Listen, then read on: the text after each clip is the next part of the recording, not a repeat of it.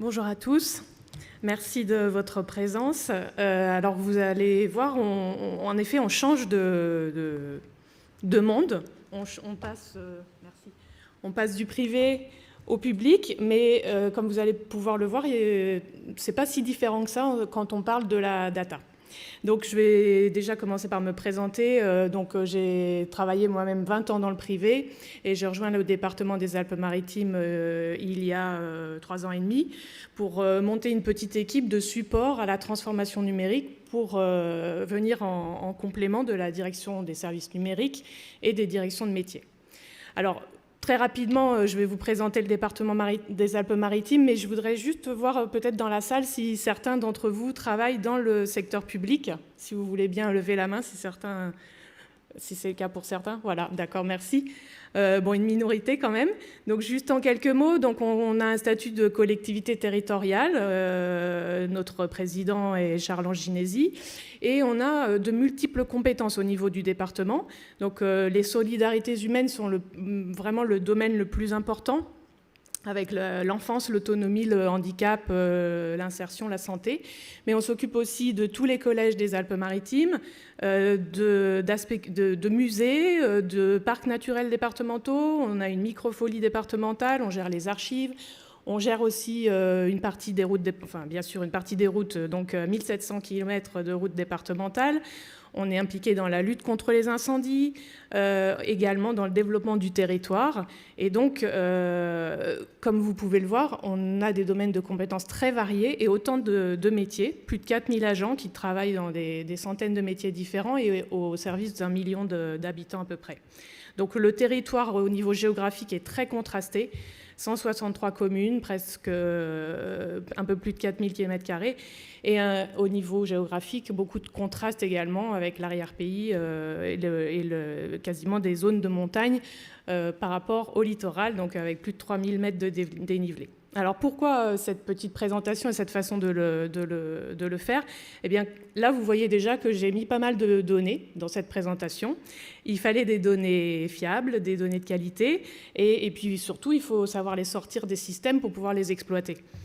Donc c'est le challenge qu'on a relevé dans les Alpes-Maritimes. Alors, comme beaucoup d'autres sociétés et d'autres collectivités aussi, nous engageons dans une démarche de transformation numérique et la donnée est évidemment au cœur de cette démarche. Cette démarche vient alimenter l'un des 2 volets principaux de la politique du département qui est celui du Smart Deal. Donc c'est en gros utiliser tous les leviers du digital pour le développement du territoire, l'amélioration de la performance de l'administration et l'amélioration du service public.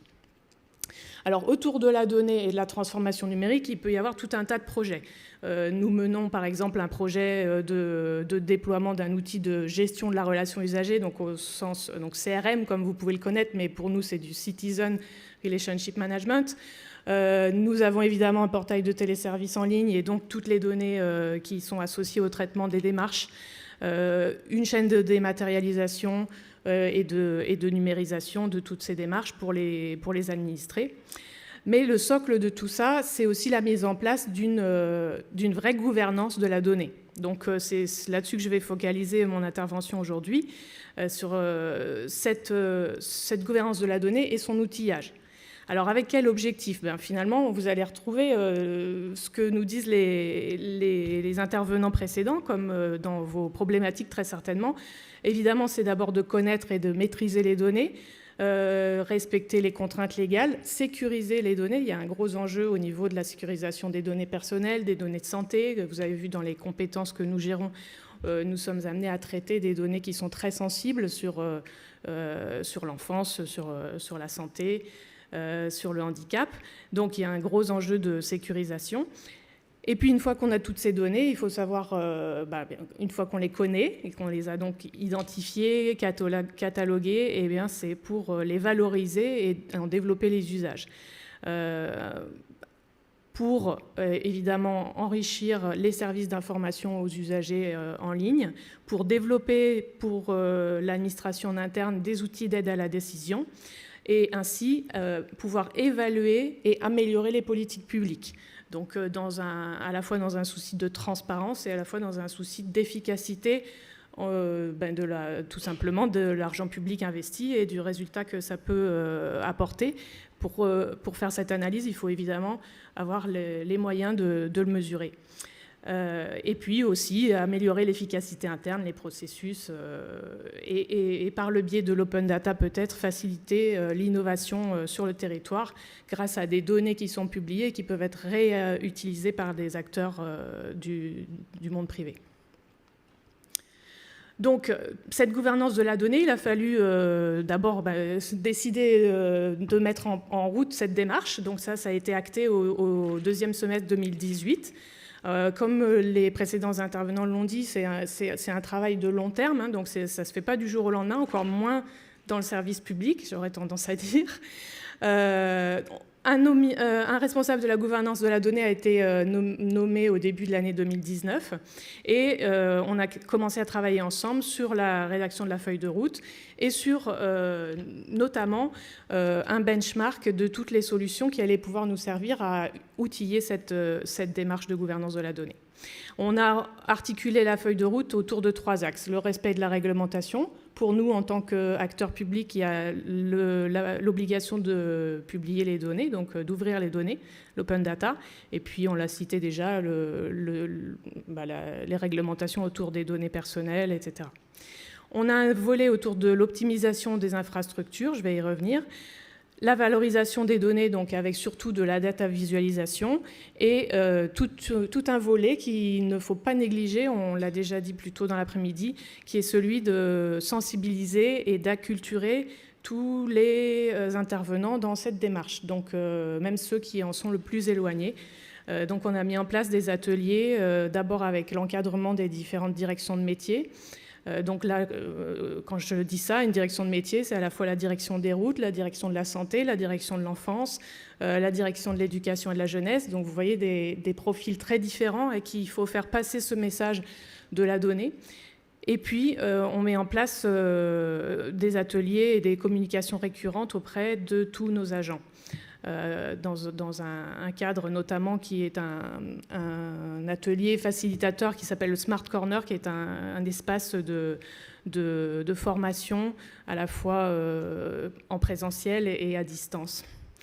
Et nous allons également mettre en place un séminaire de sensibilisation sur la donnée pour l'encadrement, donc au plus haut niveau de l'administration et pour les élus l'année prochaine. Tout le monde, tous ces publics voient l'intérêt pour eux d'avoir accès à leurs données et de pouvoir les utiliser. C'est ça qu'on essaye de faire passer comme message. Alors pour faire ça, donc on a évidemment choisi d'outiller cette gouvernance de la donnée et il fallait des outils. Alors on n'a pas commencé de zéro dans la collectivité. Évidemment, il y a déjà une bonne cinquantaine d'agents qui manipulent des données au quotidien dans leur métier. Ils ont déjà des outils pour le faire. On utilise par exemple beaucoup Business Objects, ClickSense, ClickView, donc pas mal d'outils de data vis et de reporting ont déjà été utilisés dans la collectivité. Mais là, l'objectif était de mettre sous contrôle tout le cycle de vie de la donnée. Donc évidemment, cette partie aval, je dirais, qui concerne l'usage des données et leur restitution, mais également l'amont pour cette mise sous contrôle et la gestion notamment des flux et la qualification des données sensibles. Alors, ce benchmark a été très large, on a mis plus d'1 an pour le faire au niveau du sourcing. On a bien challengé les différentes solutions et on a choisi la solution Suadeo, que je vais vous détailler un petit peu plus en détail tout à l'heure. Mais d'abord, on a aussi mis en place une organisation. Donc là, je veux juste vous donner 2-3 éléments en termes d'équipe. Donc dans le service où est gérée cette gouvernance de la donnée, il y a seulement 3 agents qui sont dédiés à ce sujet à temps plein. Mais évidemment, on s'appuie sur la direction des services numériques, donc la direction informatique, et sur une communauté de référents métiers. Donc c'est les data stewards dont on a parlé tout à l'heure. Nous, on essaye d'utiliser un peu plus de français, mais c'est la même chose. Donc en gros, les représentants, ceux qui manipulent et qui maîtrisent la donnée dans leur périmètre métier. Donc on les anime et on les réunit sous une communauté, mais on ne fait pas tout d'un seul coup. Bien sûr, nous nous focalisons d'abord sur les métiers qui sont demandeurs. On va le voir tout de suite. Ce que je veux citer aussi, c'est la contribution de la mission d'évaluation des politiques publiques et du contrôle interne qui existe au sein du département et donc qui travaille en lien étroit avec nous. Et puis des experts dont on a besoin sur chaque projet métier. On sollicite le DPO, le responsable de la sécurité DSI, parfois des juristes ou des documentalistes, et puis les archivistes aussi dans le cycle de vie de la donnée par rapport à leur sort final. Donc au total, on pourrait dire qu'il y a à peu près 50 agents qui sont impliqués régulièrement sur ce sujet autour de la gestion des données, sans compter la production bien sûr. L'outillage de cette gouvernance, donc, se fait au département des Alpes-Maritimes avec Suadeo. Donc, c'est le choix qui a été fait après ce long sourcing dont je vous ai parlé, à la fin de l'année 2021, après avoir fait 2 phases de pilote et même de la mise en concurrence de 2 solutions différentes pour ces pilotes. Alors, pourquoi on a choisi Suadeo ? Donc c'est d'abord parce que c'est une société française, c'est intéressant et important pour le service public, mais même si ce n'est pas une obligation. Et surtout parce que c'est une plateforme de service globale autour de la data. Donc nous, ce qu'on voulait, c'est pouvoir mettre dans un même outil toutes les différentes fonctionnalités dont on a parlé dans ce salon et plus tôt dans la journée. Donc le catalogage, la BI, la data vise, la qualification des données, le cycle de vie, etc., le lineage, etc. Voilà, et l'approche également de Suadeo, c'est de dire on est dans le self-BI. Et ça, c'est évidemment ce dont on a besoin dans le secteur public, parce que c'est évidemment pas avec les 3 agents qui sont en centrale dans ma direction que je vais pouvoir gérer les projets data de tous les métiers. Donc, on a forcément cette nécessité de mettre à disposition un outil qui soit ergonomique, accessible et voilà, on dit no code, low code, mais enfin, en tout cas, qui soit vraiment modulaire et adaptable à chaque référent métier qu'on va pouvoir trouver dans les directions. On a aussi eu un bon accompagnement de Suadeo pour le lancement de la solution, donc c'était important pour nous aussi. Et puis, c'est un projet qui a été mené notamment avec un cofinancement de l'Europe, dans le cadre d'un projet régional qui s'appelle Bâtir la Smart Région. Donc voilà, c'est aussi pour illustrer que c'est quand même une volonté dans le secteur public aussi de s'emparer de ces sujets-là et de tirer la valeur de la donnée, de toutes les données disponibles. Alors voilà, là je vous ai mis quelques exemples de rapports. C'est volontairement pas très zoomé parce que bon, il y a différentes informations, mais ça vous donne un bon aperçu de ce qu'on peut faire en data vise avec Suadeo. Et c'est l'occasion de dire donc qu'on s'appuie sur les métiers qui sont demandeurs. Swiss Life le disait tout à l'heure. Voilà, on a des gens qui sont proactifs, qui ont des besoins et on répond à leurs besoins avec eux par rapport à ce travail sur la data vise et on en profite pour mettre sous contrôle le périmètre de données concerné. Donc, on va en profiter pour, bien sûr, cataloguer les données, les identifier, les qualifier, mettre tous les tags et les métadonnées qui vont bien, identifier les données sensibles, les données de santé, les données personnelles, créer des données d'usage à partir de ces données collectées. Et ça nous met, voilà, le périmètre, un petit périmètre sous contrôle, si petit soit-il, mais en tout cas, c'est l'opportunité du projet métier qui nous permet de travailler dessus.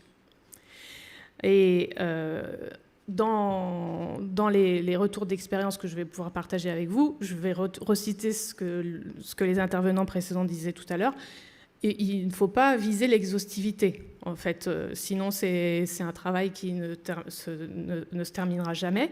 Donc, voilà, il y a l'expression, on parle de quick wins. C'est vraiment ça aussi, c'est de dire on fait des petits projets selon les besoins métiers, et puis on livre. Et puis, comme ça, il y a des gens qui commencent à travailler sur Suadeo et qui voient à quel point ça peut être plus souple et plus modulaire et plus pratique pour eux que d'anciens outils un peu plus lourds et beaucoup moins accessibles aux profanes, je dirais, et qui, du coup, eh bien, deviennent eux-mêmes sponsors de l'outil et de la démarche. Alors, voilà, j'ai pris l'analogie de la course de fond, parce que c'est quand même important d'avoir ça en tête. Je pense que vous l'avez tous, ou vous le constatez au quotidien. Ce n'est pas un travail qui se fait en claquant des doigts. Donc il faut savoir soutenir le rythme, maintenir une dynamique, malgré ce qu'on peut parfois qualifier de rudesse dans le travail. C'est-à-dire que ce n'est pas quand même très glamour de travailler sur des catalogues, des tags, etc. Mais il faut savoir communiquer la valeur qu'on va en tirer derrière. Il faut pour ça quand même des ressources et des compétences ciblées. Alors, ce qui est bien, c'est que les outils comme Suadeo permettent de mettre des données d'usage entre les mains de gens qui ne sont pas experts de la data, mais il faut quand même un petit noyau de personnes qui est capable de travailler. Et donc, dans l'équipe, nous, on a 2 data analysts qui s'appuient sur des ressources aussi d'accompagnement de Suadeo. Voilà, donc les sponsors, j'en ai parlé. Un autre point qu'on a rencontré et qui est assez important pour nous, Swiss Life, ça a été mentionné aussi, la transversalité. En fait, voilà, les silos, on les retrouve aussi dans l'administration, peut-être encore plus que dans les sociétés privées. Et le fait de partager les données et de les exploiter en transversalité, ça nécessite de changer les mentalités. Ça nécessite aux gens qui parfois se sentent même dépossédés de leur bien. C'est ma donnée, j'en suis dépossédée, donc j'ai une résistance au changement, donc il faut accompagner ce changement-là. Et pour nous, ça demande aussi même l'adaptation réglementaire et juridique du cadre de travail. Il y a même des textes qui doivent être modifiés pour qu'on puisse accéder aux données de manière transverse et non pas de manière silotée. On a choisi donc de rapprocher toutes les initiatives data des directions dans des outils qui soient communs, donc comme le Suadeo, mais comme aussi le Web SIG qu'on utilise qui s'appelle Géo, et d'animer cette communauté de référents. Je voulais souligner aussi un point qui est important s'il y a des fournisseurs de logiciels parmi vous, évidemment, c'est qu'on a besoin, évidemment, d'accéder aux données dans les logiciels métiers. Nous, aujourd'hui, dans l'administration, on a certains logiciels qui sont très fermés. Et donc, je ne peux pas y accéder, je ne peux pas accéder aux bases de données, ni par API, ni par d'autres connexions. Donc ça doit nécessairement évoluer pour qu'on puisse récupérer la donnée et la mettre justement en transversalité avec des données d'usage. Donc, en ce sens, on va devoir faire évoluer aussi, par le biais de la commande publique, en incluant ça dans les CCTP, évoluer cet aspect-là. On n'a pas seulement besoin d'accéder à la donnée par une interface web, mais aussi d'avoir les données sources. Voilà, et puis il faut savoir persévérer, je pense, parce que la ligne d'arrivée est encore loin. Alors juste, j'avais 2-3 mots de perspective pour élargir un petit peu le sujet, non pas seulement autour de la gouvernance de la donnée, donc qui est plutôt un travail de préparation et de socle technique. On a aussi beaucoup d'initiatives autour de tous les métiers, enfin de tous les usages de la data qui sont un peu plus modernes, un peu plus évolués, comme l'intelligence artificielle, l'apprentissage machine, etc. Je voulais citer avec vous donc, le chatbot qu'on a mis sur le portail de téléservice, par exemple, qui tourne avec Wikit, sur le portail MEDEMARCH 06. On a aussi développé un prototype de plateforme d'analyse des risques naturels avec la société Nunki, dans le cadre d'un projet BPI France.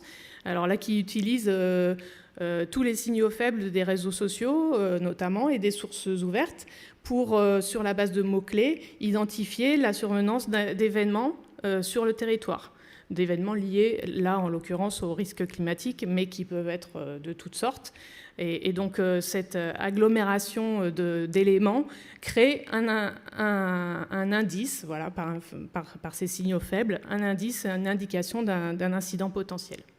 On a aussi des objets connectés, intelligents, donc des caméras, des objets, des compteurs, des capteurs qui permettent le comptage intelligent des véhicules notamment. Et le suivi des déplacements avec un projet qui s'appelle Open Traffic, qui est dans le cadre du plan France Relance, qui va permettre aux usagers volontaires de laisser l'application capter leurs données de mobilité et les mettre à disposition des collectivités ou des acteurs du service public gratuitement pour faire des analyses, des analyses de trafic et ainsi pouvoir prévoir, faire des projections sur les besoins de mobilité, notamment pour les infrastructures routières pour l'avenir. On a aussi un SIG très développé, ça c'est vraiment aussi un gros volet d'utilisation de la donnée, on y pense peut-être un peu moins. Et puis je voulais citer en conclusion la Maison de l'intelligence artificielle qui a ouvert en 2020 à Sophia Antipolis, qui est portée par le département, également par l'Université Côte d'Azur et la communauté d'agglomération de Sophia Antipolis, et qui a pour mission essentielle de sensibiliser et d'acculturer les maralpins à l'intelligence artificielle. Donc on reçoit les collégiens, il y a beaucoup d'actions de sensibilisation et même des expérimentations pour favoriser l'usage de l'IA et que tout le monde puisse la comprendre et comprendre les enjeux. Merci beaucoup. On peut vous applaudir pour ce témoignage extrêmement intéressant. Est-ce qu'il y a des questions dans la salle sur tous ces projets? Très bien. Bonjour, Antoine Val, Banque des Territoires.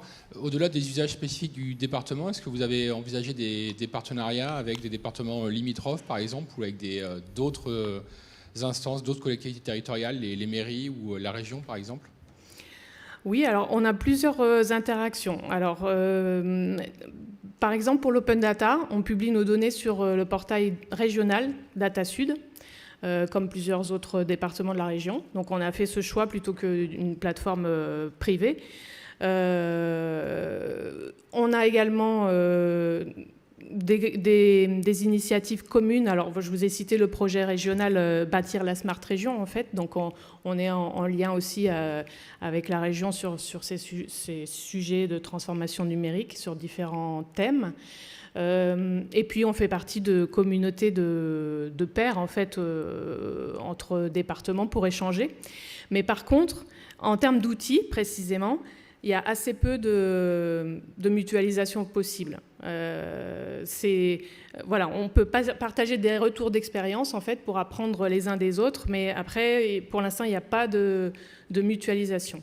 Par contre, là, par rapport au sujet des communes, en tant que département, on a aussi vocation à faciliter l'accès au numérique sur le territoire. Donc, on est responsable du schéma départemental de déploiement de la fibre, notamment, enfin d'accès au numérique, donc le SDAN, avec la fibre, le haut débit.